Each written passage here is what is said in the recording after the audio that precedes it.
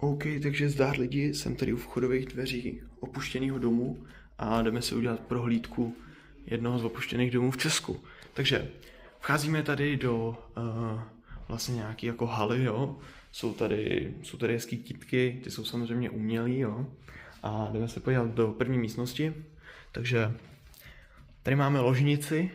Ložnice je teda v hezkém stavu, upravená prostě. Hezky to tady ustlali.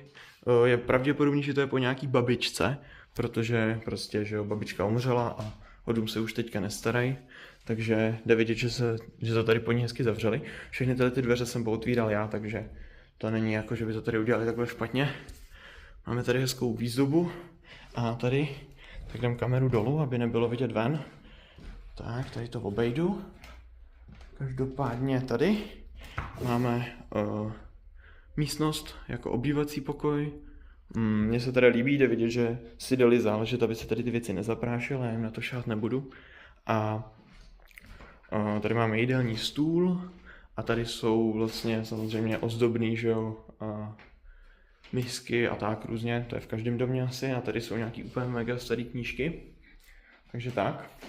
Jdeme se podívat do další místnosti, tady taky dáme radši kameru dolů. Tak. Tak, teďka jsme v kuchyni. Kuchyně je tady hezky upravená. V domě nejsou vůbec žádný jako fotky těch lidí, těch majitelů. To není zase tak častý, je to tady takový hrozně suchý a jako to. Tady máme kuchyni. Jak jsem říkal, je to tady takový suchý, všude jsou tady takovýhle chcíplý kytky. Je to takový zajímavý vibe. Tak jo, jdeme do další místnosti. Tady myslím, že je záchod. Ne, tady je spodní koupelna. Ta je samozřejmě modernější, protože koupelny bývají vždycky moderní u těch domů. Protože jako to je nejdůležitější rekonstruovat. Tady je docela moderní záchod. Tady máme nějaký špajs. A tady se půjdeme ještě podívat do sklepa, jestli tam něco je, ale tam většinou nic moc jako nebývá. Počkejte, já si zapnu světlo. Tak jo, jsme tady ve sklepě, vypadá to tady jak v krytu. OK, tady máme nějaký jako skleničky, to je zajímavý. Tady to je docela zajímavý, hele. Tady jsou nějaký úplně starý barely, to je hezký. To jsem ještě teda neviděl, a tady jsou nějaký starý co je tohle, pražské cukry, Kostelec nad Labem, tak to je fakt hezká krabice teda. Už začíná plesnivět. No a samozřejmě tady uhlí, uhlí mám rád. Je tady nový boiler, ale uhlí to je takový hodně častý. Tak jo, já jdu ještě jednou ukázat tu přední místnost, tu hlavní, a pak se přesuneme nahoru. Jo, takže tady to vidíte, nádherná přední místnost. Let's go. Takže nacházím se nahoře, máme tady vosu.